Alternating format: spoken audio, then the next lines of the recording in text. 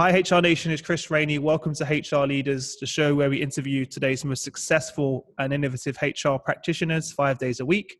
Today, we're joined by Ross Sparkman. Ross is an author, speaker, and head of strategic workforce planning at Facebook. Ross, welcome to the show. How are you? Good. How's it going, Chris? Super excited to be here. I've been following your podcast and the exponential growth in the popularity of your podcast over the last year. So I am super excited to have the opportunity to come join you and have a discussion. Fantastic. Well, that means a lot from you. I've been tracking you down, Ross, trying to get you on it. So it really means a lot coming from you. Ross, fill in the gaps. Tell our listeners a little bit about yourself personally and your journey to where we are today. Yeah, absolutely. So I actually began my journey in this space when I was in the military, the U.S. military, where I was kind of functioning with, a couple of different hats. I was into logistics, but I also started to get into doing more HR generalist work and a lot of workforce planning. And I actually did that for 10 or 11 years, started to do a lot of education and got a master's in statistics or predictive analytics, along with an MBA and a master's in HR. And so I got to a point that I felt like I wanted to leverage sort of my education and the experience that I'd gained in the military and the private sector. So after 10 or 11 years, I made the move to get into consulting, where I worked at Deloitte and started to help a lot of different organizations think through how to build out more strategic HR functions, how to use data and people analytics to make better decisions, and actually how to stand up and create good, high-powering people analytics and workforce planning functions. So I did that for a couple of years, and it was great because I was able to get a lot of experience and knowledge around how different organizations think about strategic HR and workforce planning. So I took that experience and basically had the opportunity to go to GE Aviation, where I was leading the strategic workforce planning for that business unit in GE, which was, again, just an amazing opportunity because the scale and scope of, and just the matrix and complicated nature of the business for GE Aviation was just a great opportunity to learn a lot of real world challenges and opportunities that present themselves in this space. So I did that for a few years, and then I had the opportunity to come to Facebook, where the operating environment here was totally different and it's hyper growth mode. And so the types of challenges that we needed to address were really around, like, how do we scale our workforce and how do we align our workforce with the exponential growth that we're seeing on our platform, and ensure that in the future, as we continue to grow, that we have the right people in the right places to be able to execute on our vision. Amazing. What an incredible journey. Yeah, it's been great. It's been super exciting. And it's an exciting time to be in this space too, because there's so much innovation and there's so much excitement around it, and around the possibilities for what it can help the HR function do, and just people in organizations around the world, in terms of really realizing the true value that the workforce and employees possess for organizations. Yeah. Well, you were quite ahead of your time, really. Did you think that the analytics would have such an impact on HR? Because you actually have, unlike many people, two skill sets that don't normally marry together. You studied HR and you also studied the analytics predictive side, and not many people have that skill set. Was you aware that this is where HR was transitioning to, and did you intentionally, follow that as a career path, knowing that the skills you've acquired are going to be, sought after, let's say?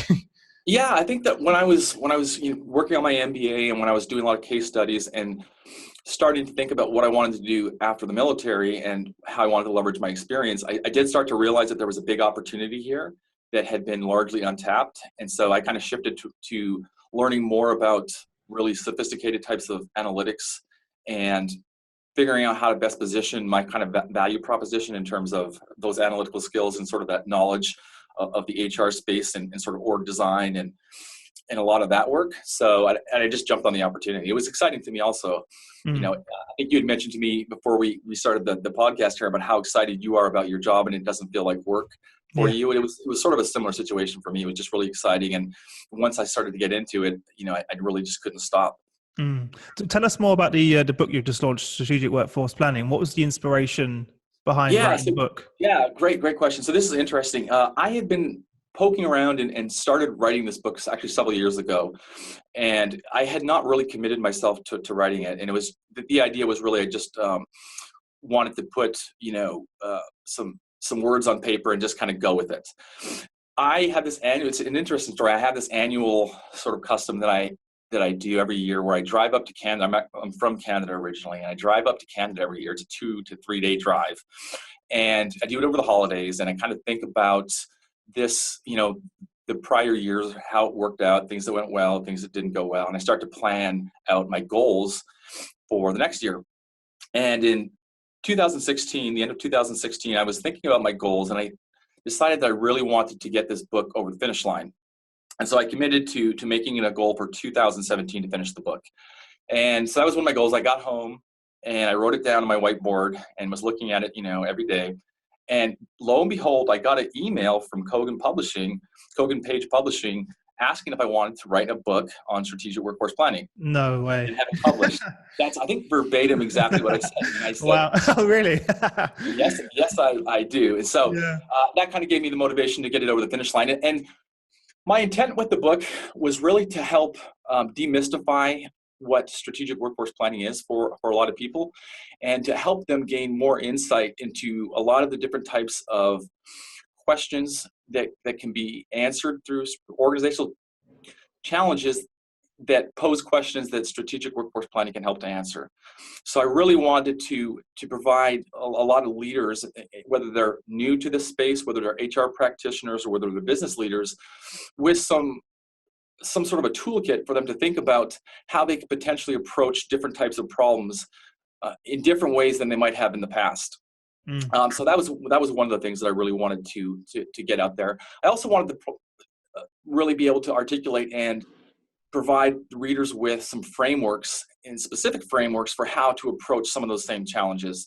So rather than just sort of talking about the types of questions that should be asked and answered through strategic workforce planning, I also wanted to provide the readers with some actual frameworks that they could think through in terms of common that's what's missing. Challenges that arrive. Yeah. That's what's missing. Yeah. There's so much out there. There's so many questions being asked, but in terms of asking people for actual frameworks and tools, it's quite difficult to find, right? So I'm glad that you...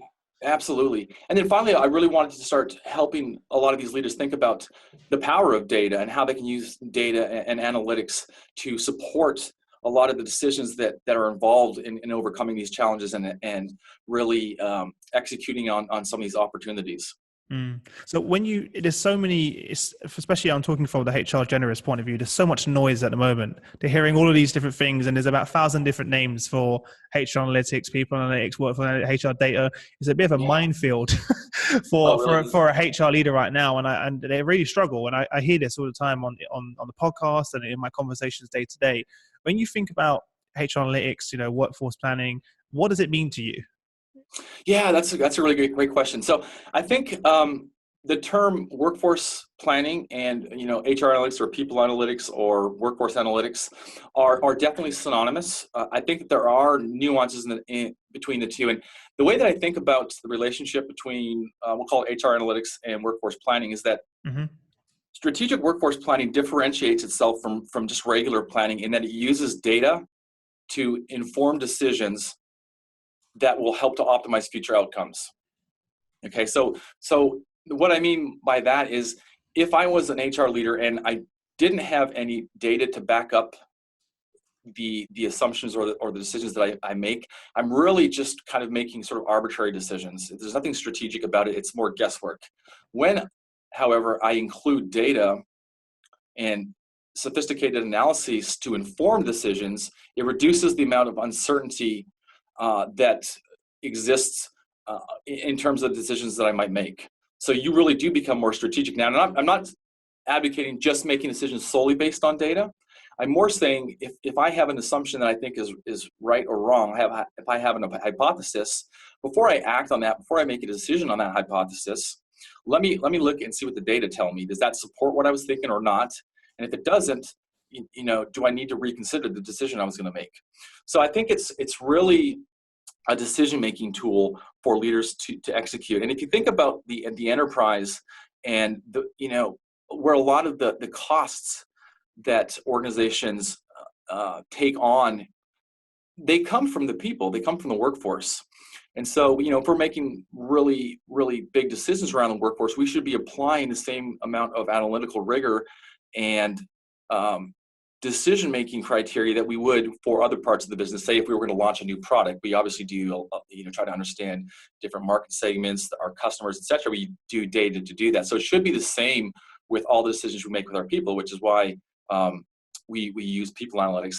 And once those decisions are made, then we have a plan or a strategy, which becomes more of the strategic workforce planning component of the whole sort of end-to-end cycle. Mm-hmm. Yeah, I'm thank you for making the distinction, because that really helped me, because that's something that I've been struggling with as well, because you hear so many different versions and variations of different names for it. It's quite difficult. For one of the questions I get often is, and especially with the leaders I work with, is where do you start? For companies that are considering getting into people analytics, what should the focus be on? And it's such a great question to ask initially. I think that it really starts with having a vision of what success for that function will look like. And by that, I think what I'm really trying to say is that the organization first has to understand how much value people analytics or workforce planning can add to the organization. And they have to understand the relationship between the more aggressive or aspirational their goals are for the workforce planning function or for the HR function, the more sophisticated the types of analyses and approach and frameworks that you'll have to execute to realize that value. So it starts with thinking about, okay, well, what is our vision going to be? And it's maybe, do we want to save $100 million a year on our people? If we're going to do that, we're probably going to have to go really, really, really sophisticated and have a full-fledged, full-blown function in place. And now you would have to back into that and say, okay, well, how many people would that mean we would have to have on our team? What types of skills would they have to have on our team? What type of technology would we have to have in place?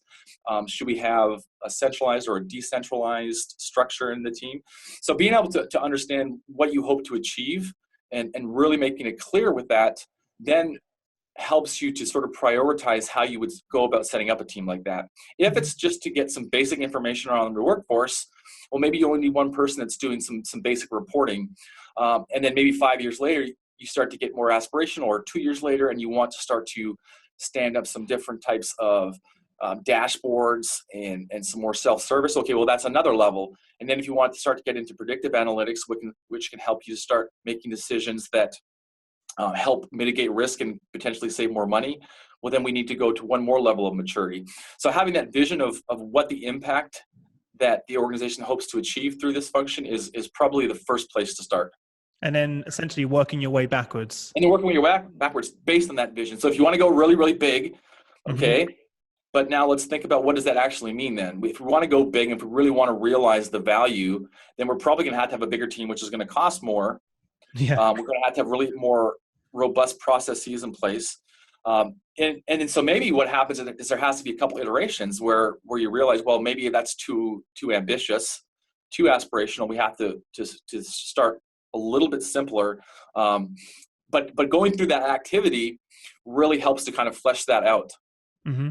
And in terms of activity, what stakeholders should be involved in that conversation, really? Yeah, I mean, I think that's another point that's really important to make, is it really has to have a lot of senior leadership. So at the minimum, I think you should have the head of HR, and you should probably have agreement across your CFO and your managing director as well.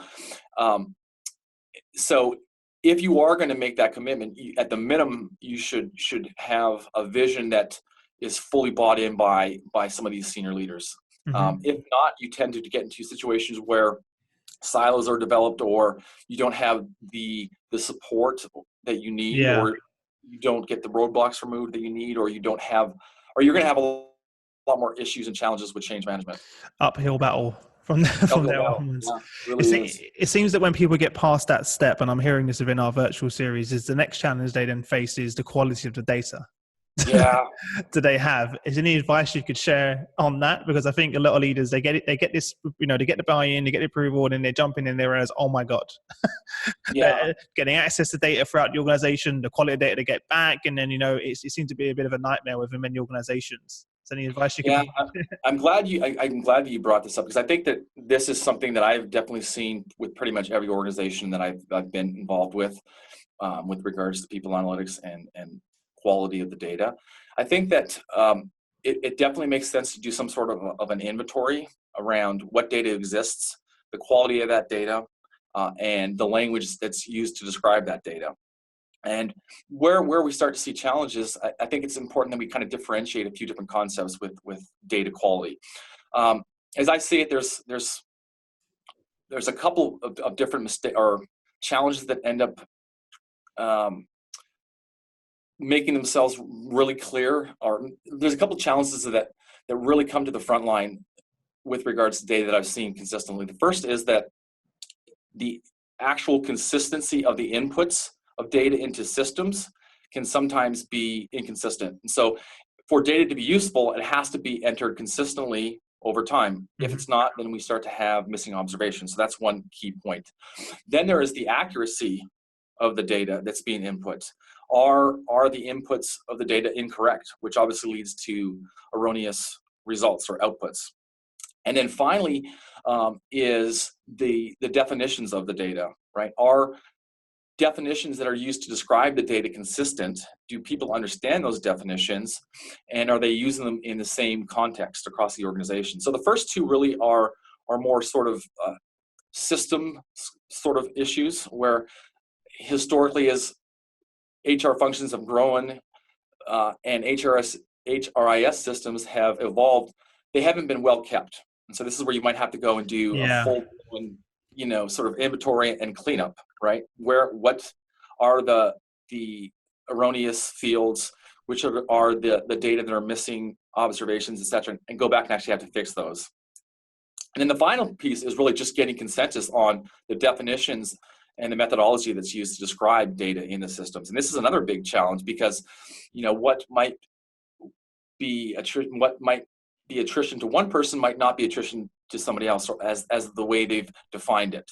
So it's really, really crucial to have alignment and agreement on a lot of the methodologies and definitions of the data. Before you jump in, already agree up front. Yeah. Otherwise, you kind of get to the end and you don't know what great looks like. Yeah, well, that's exactly it. So there's a lot of challenges that can be associated with that organizations should definitely think about. And so that's definitely another foundational aspect that I think that should be really clear to leaders as they go and embark on sort of building out a good people analytics or workforce planning function, is that there's likely going to have to be some cleanup, and it takes time. Yeah.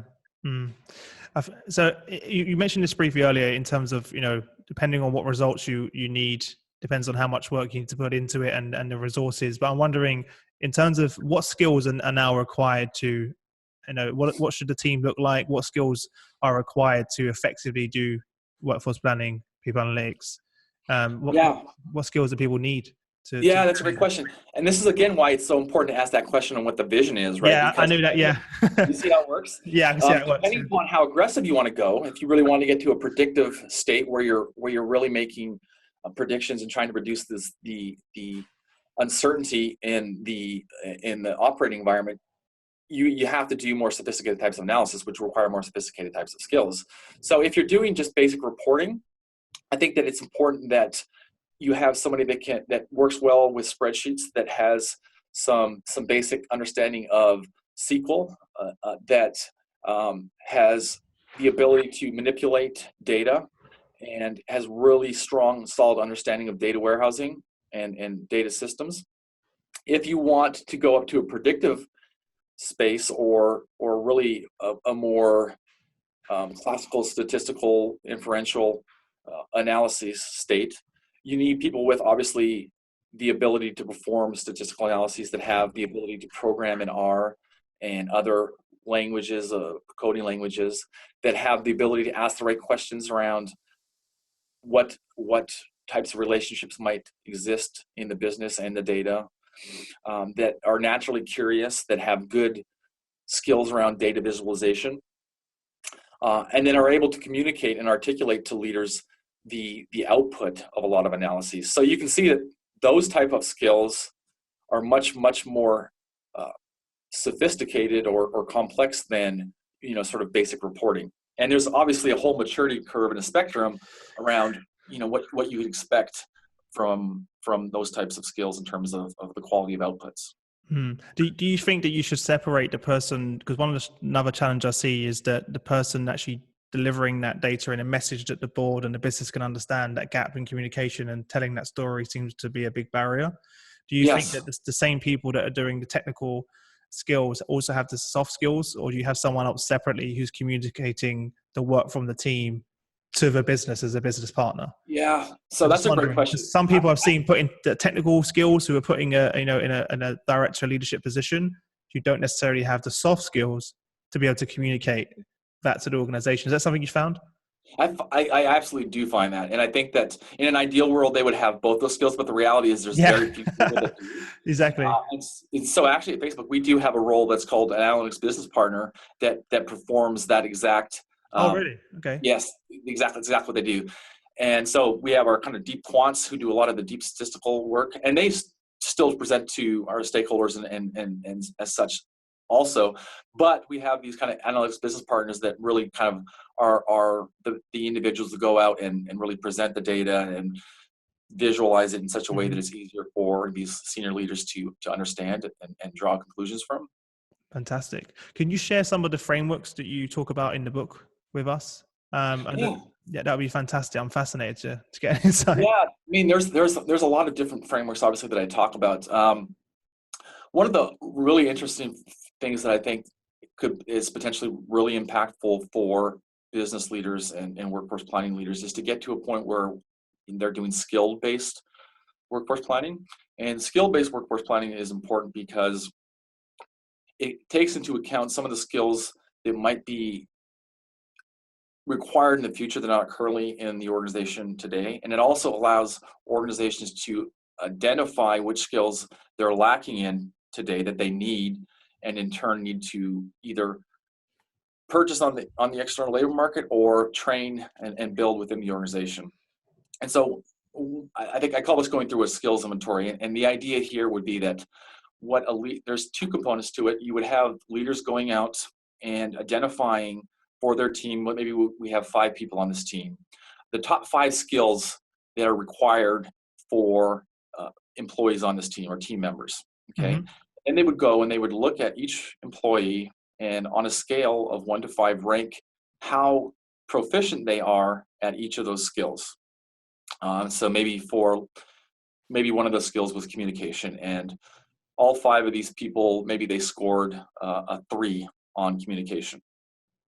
And so in an ideal world, a perfect score or a perfectly upskilled team would have had 25, right? 5 times 5 for that skill, 25. But in this case, there were only 15, 3 times 5, and they end up being 15. So there's a big opportunity then to train and develop this potential skill, which will add value to the organization.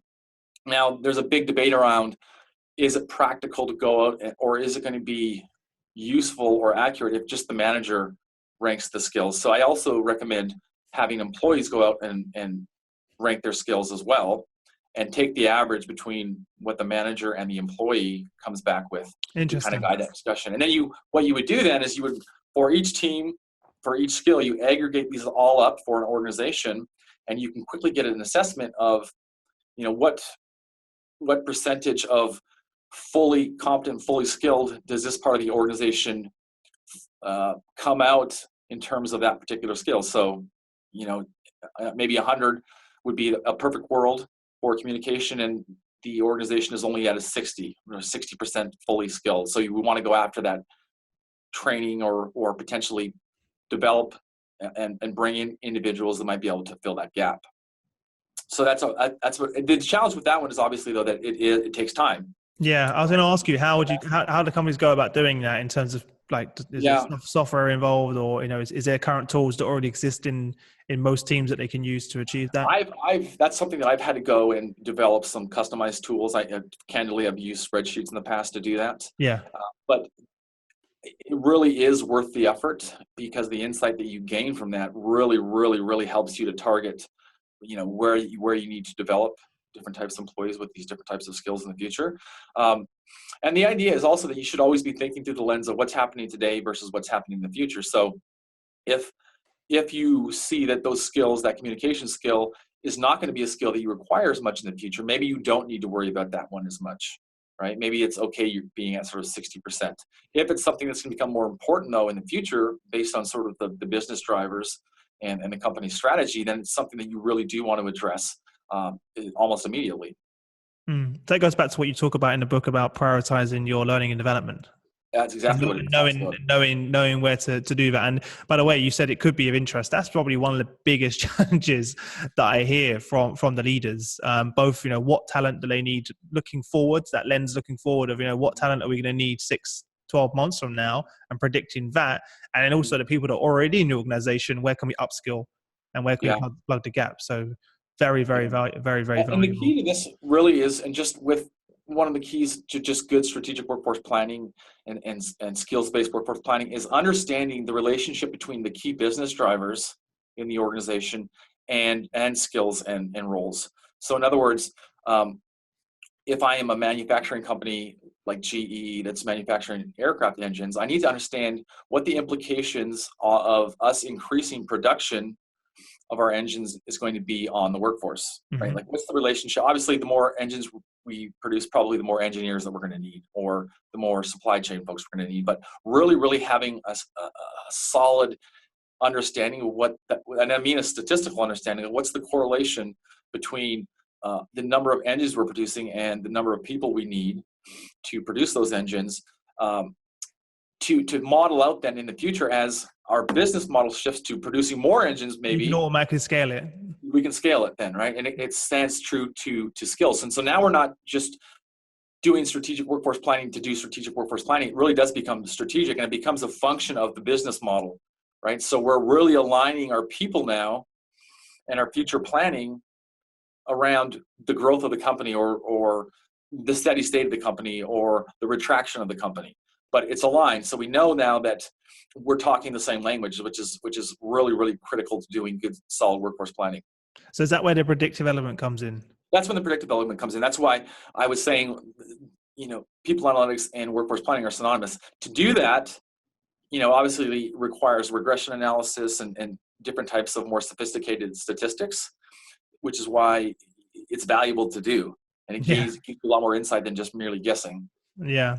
You also talk about in the book how we can assess the supply of talent around the world. And that one really stood out to me. Could you share some details around that? Yeah. So talent mapping is something actually we do a ton of at Facebook, because obviously we can compete on talent. To really do a lot of supply and demand planning on the external market requires a little bit of science and a little bit of other than science, we'll call it, right? And we use a lot of government statistics to think about. So in the U.S., I think in the U.K. as well, they have a pretty robust database of. I noticed that US provides a lot more information than they do in Europe. I was surprised at the amount of data you guys can grab, actually. Well, yeah, exactly. That might be changing in the future, but so we really look at a lot of census data, and we look at a lot of graduation rates for different types of job codes, and we basically look at what the retirement rates have been, what the new entrants or graduation rates have been, and how that could potentially impact the talent supply for a particular job field. And then for the countries that don't have that, we leverage a lot of social media sites like that would help us to really gain insight into where people might be working, and kind of do a lot of analysis on those. We use a lot of different types of reports. And so it's kind of a mix match of different types of methodologies that allow us to kind of triangulate and figure out where top talent is. And the cool thing is we can often validate how accurate we are by looking at our own employees. So we can kind of say, well, kind of based on this methodology, we know that Facebook should have this many employees in this location. And we can go back and actually look at our records to see exactly if it's true or not. Yeah, interesting. So that's how we kind of drive a lot of those discussions. How far are you normally out roughly? Just out of interest. I've always wondered about that. About 90%. Really? Say. Wow. Yeah. So people really are updating. Yeah. the different sites they use. Wow. Yeah. So, and it varies by country. Of course, and by social media. I'm sure it varies by the different ones out there. Yeah. Interesting. Interesting. When you speak to HR leaders, as I know you do a lot of speaking as well, what's the main question they ask you? Oh, that's a really good question in itself. Um, I think a lot of people really are curious. I think that the question around like the future skills is a big one that I get asked a lot. I think a lot of leaders are curious about how they better align their HR strategy with the corporate strategy, and Yes. how they can become more of you know a player at the table. Mm. And that's when I always like to talk about the importance of understanding the business and more quantitatively linking at HR planning and workforce planning to those business drivers and the business outcomes. So what can HR leaders do then to identify, business drivers that they can have Yeah, impact on? Because I think the first piece is to go out and work cross-functionally, right? You have to go out and understand your business, go work with finance, go work with your product managers, go work with marketing, right? And then ask them what's in the pipeline, and if you have somebody quantitative on your team, you can start to get actual data points around production or different types of metrics, and try to quantify those or correlate those with headcount growth over time. yeah. You're able to do that, then you're able to establish those relationships. But I think the key is getting out there and working with your business leaders, and working cross-functionally, I think that's the having thing those that I think conversations. a lot of people underestimate that, Yeah, because it's not easy, but I think the first step is just getting out there and doing it. yeah, when I speak to any leaders that are trying to drive a new change in a business, they spend literally the first 6 to 12 months building those relationships with different departments cross-functionally. So when it comes time to actually roll it out and to work together, they have to support. Right. And they're working rather than actually spending months inside the HR lab, Sure. Yeah. getting ready to go out and then trying to build relationships and then trying to work cross-functionally. It doesn't work Right. that way around. It's difficult. It becomes Yeah. just that much more difficult the longer you wait too. Yeah. What have you seen? Because this is, over the last three, if you saw 5 years ago, HR analytics, predictive prescription wasn't even a word that was even discussed. It wasn't Hmm. even, it was just out of nowhere the last 2 years. It's exploded, right? And I'm sure you've seen that. Where do you think we're moving to? Do you think we're just really at the beginning of the I think impact that that we can have, or do you think we're, just interested to hear that? Because some people are light years ahead, and some people just joining the conversation. Just wondering where you see this moving. Yeah, I think that it's definitely going to become something that every single organization has to do, because I think that a lot of organizations are going to start to compete on people analytics. So, in other words, it's going to become a situation where if you're not doing it, you're not driving as much value as your competitors. So it almost becomes a detriment if you're not. So I think the trend will continue to increase in popularity. I think the biggest limiting factor is going to be the available talent to do Yeah, the analyses. But it's also going to be an opportunity where I think you'll start to see a lot more HR practitioners that are already in the field becoming more interested and starting to hone their skills. I think that the technology piece is going to be a bit of a game changer too. We talk a lot about automation. This is definitely definitely a topic or an area where we could see a lot more automated solutions. So we're already starting to see these software solutions, and as time evolves and as we move into the future, I think that the sophistication of those self-service tools and the types of algorithms that are built in those tools will start to be better and better and more user-friendly. So I think that you'll start to have if you can afford it, those types of solutions, if you really want to develop a self-service model across the organization. But you're still going to need the people that are behind the scenes to help you kind of interpret those results and to really help you to really leverage the tools, at sort of maximum value. yeah. And on that point of the tools, that's another thing. I'm so happy you mentioned that up, because every single one of our conversations is like, Chris says, every day there's a new tool Yeah. disappearing out of nowhere. Different, it's so many different HR technologies that are just coming out now. If you're a HR leader, and I love your advice. So when you're getting approached by these organizations, or you're looking at investing a new tool, or what questions do you ask? Because it's a real struggle, because they all claim to do the same thing. They all claim, they also, it's very expensive, so it's a big commitment for many organizations. what advice would you give to HR leaders when choosing HR technology for their business? What questions Yeah. do you ask yourself when you're Yeah, I mean, I think it's really, really important to do a significant amount of due diligence. There's a few things that definitely stick out to mind that I think are important to ask the vendor in question. The first is how customizable are the solutions? So I think we have to acknowledge that every single organization is unique, and the types of challenges that every organization face are different. And so the ability to work with a vendor that offers more customized solutions is important. I say that, but there's not a lot of vendors that offer that. So, I said I noticed. right. So having some sort of customized solution is nice.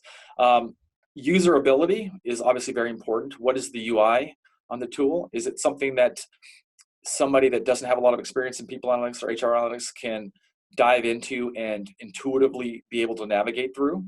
So the UI is really important. Data security. Obviously, you want some assurance that if you're giving your data, your organizational data, to a third party, that data will be safe and not compromised. So that's a huge piece that you have to think about. I like to ask for references. Don't be shy about asking for references and going out. I would ask the vendor for references, and I would try to go and find people that are independent Outside of the of vendor. that, yeah, because otherwise, yeah. Yeah, I mean, that's really, really important. You want to talk about ongoing support. Is this going to be something that the vendor provides support with as you start to upscale and get better at using the solution? What does that support look like? You want to understand how long implementation will take. Is it going to be easy to implement, or is it going to be like a 2-year odyssey? You want to talk about systems integration. Is this going to be something that is able to integrate into your current systems? If so, how? And if not, is it something that would be able to integrate into the future? So these are just a few questions, but I would then take those questions, that criteria, and rank the importance of those types of criteria to the organization. In other words, if data privacy is absolutely the most critical, rank that higher, and then see where each vendor kind of fleshes out after you've assessed them, rank them from 1 to 5, and add them all up. You should have a decent framework for making a decision around which vendor to go with.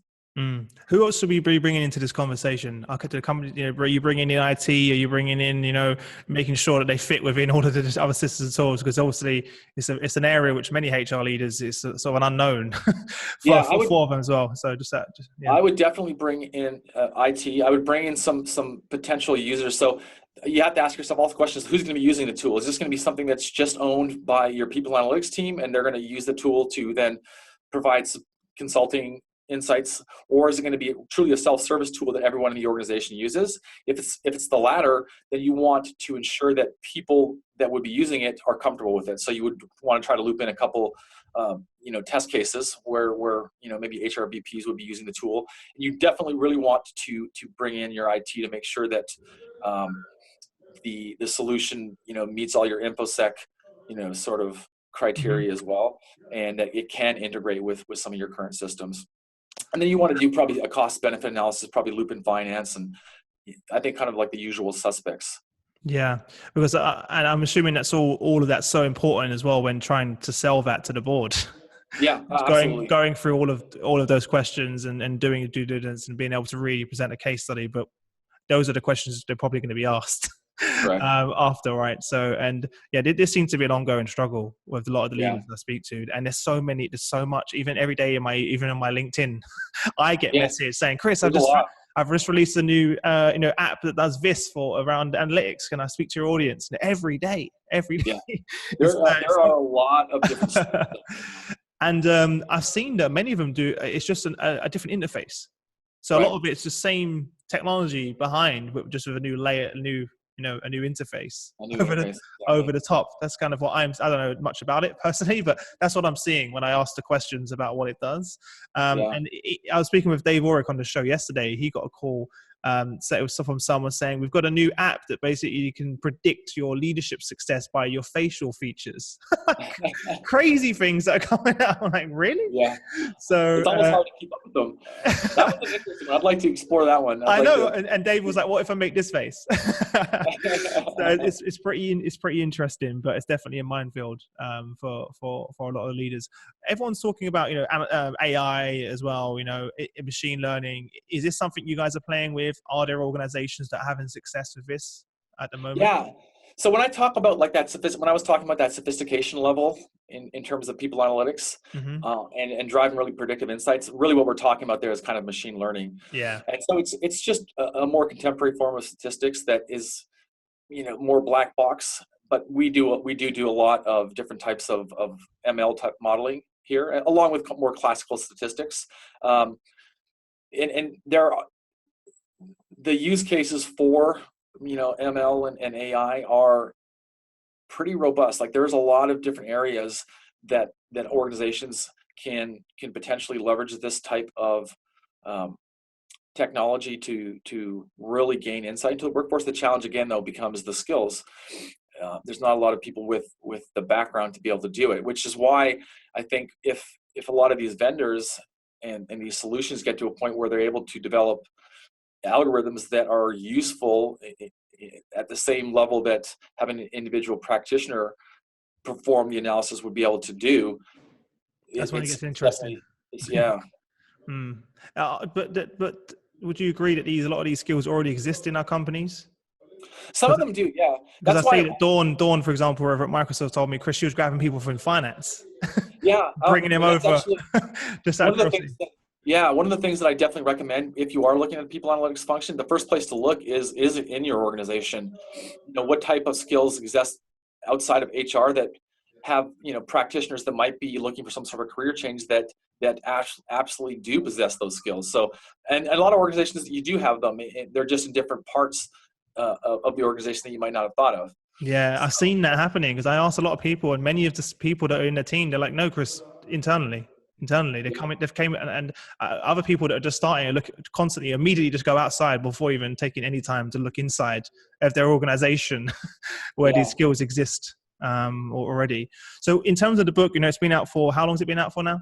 It's been out since it got launched the end of February. Amazing. So, what's the main feedback you've gotten from people? Yeah, it's been mixed feedback. I think that the good feedback has been from people that are kind of new to the space and are looking to kind of communicate to business leaders around why it's important to do strategic workforce planning. I think that some of the feedback that has been useful has also been that it's for people that are more experienced in this space. It's maybe not sophisticated enough. So I'm actually thinking that I'm probably going to write another book that is really super technical in nature, that will maybe kind of walk people through how to actually perform specific analyses and use some of these machine learning techniques and basic kind of tools and tips that they can sort of use for the people that are kind of more established. But that's a lot smaller of a group.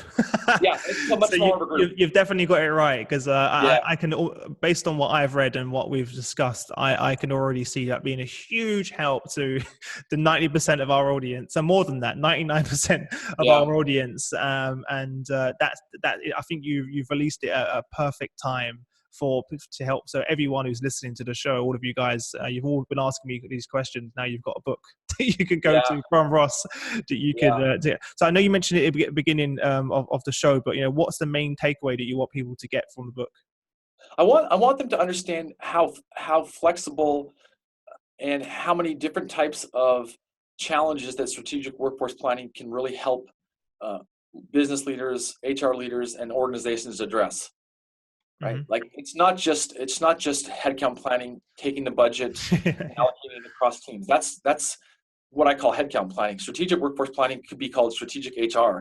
It really is about making better decisions that lead to better outcomes for employees and for companies through thoughtful consideration. Fantastic. Well, Ross, that leads us quite nicely onto the quickfire round, where I'm going to ask you 5 questions, and you have no longer than 30 seconds to give us some amazing answers. Okay. Are you ready?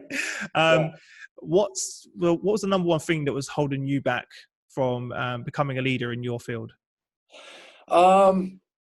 I'd say it was probably just that analytical piece. I was always fairly strategic in my thinking, but to be able to actually do the sophisticated analysis that drives those more impactful outcomes, I didn't have the skill sets. When I developed that, it really allowed me to take my game sort of to the next level. Would you advise, just going off topic a little bit, would you advise the HR leaders who are generalists to try and pick up some of that skill set or really hire it in?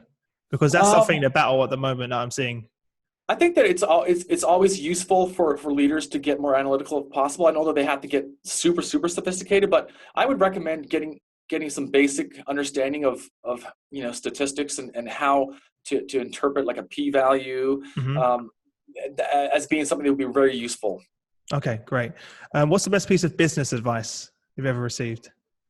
The best piece of business advice. I think just understanding the difference between a leader and a manager. And I've been reflecting on this a lot lately.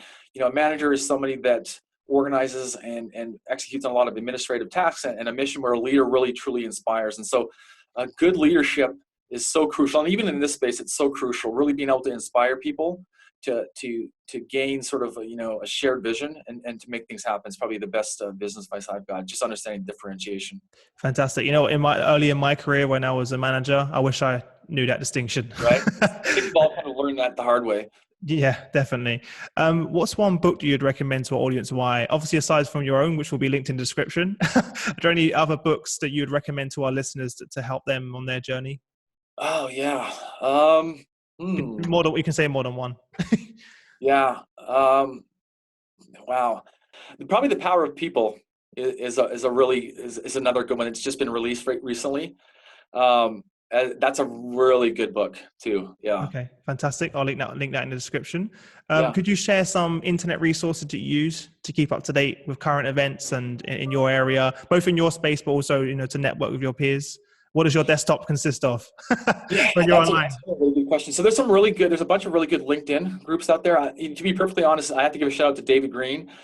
Just following David Green on LinkedIn. Yeah, he's surprised. Yeah, he's doing his own thing right now. So, just being able to kind of stay in touch with David Green and a lot of the articles that he recommends usually keeps you really up to date. He compiles all of the articles for the month into one master post. I use that as well. I just wait for David to provide that list. That's a hard work. That's a hard work. Fantastic. And anything else that you use outside of that? Any websites or sort of? Just a variety of different things. I mean, I just use Google a lot still too. It's true. Do you know what? Of course, your website and what you're doing here is actually something that I do starting to leverage a lot. Just because it provides me with a lot more perspective on HR leaders and what they're thinking, and not just kind of in this narrow space that I'm in. So it actually is a really useful tool as well. Fantastic. And what's one thing about your business, working at Facebook, that most excites you at the moment? I think it's just the people that I work with here. I mean, I know it sounds almost cliche, but everybody is just amazing. They're so sharp. This culture that we have of just, moving fast and having impact and it's just a great place to work. Fantastic. Well, Ross, you've been an amazing guest, and I know our members would be a lot better off for it. So great actionable advice there. If there's one piece of guidance you can give to all of the HR leaders out there, what would that be? And also, what's the best way to get in touch with you if our listeners wish to reach out to you? Yeah, absolutely. Best piece of advice, I think, if we're talking specifically about kind of strategic workforce planning and people analytics, I think it's don't move too fast. Understand what you want to achieve, and then understand what it would take to achieve that. Fantastic. Right? So go slow and maybe start a pilot project. Really put a lot of upfront thought into what it would take to be successful. You learn more about that in my book. And then LinkedIn. You can reach out to me on LinkedIn. I'm happy to answer questions, and I'd love to connect with everybody if possible. Fantastic. Ross, I really appreciate you taking the time to join us. Guys, make sure I'll drop the link in the description to Ross's new book, Strategic Workforce Planning, Developing Optimized Talent Strategies for Future Growth. You all need to read it. So I'm going to link it to below. Ross, I'll let you get on with your day because I know you're probably halfway through yours now. I'm ending mine. And I look forward to speaking to you again soon. All right. It was great talking, Chris. Have a great rest of your day.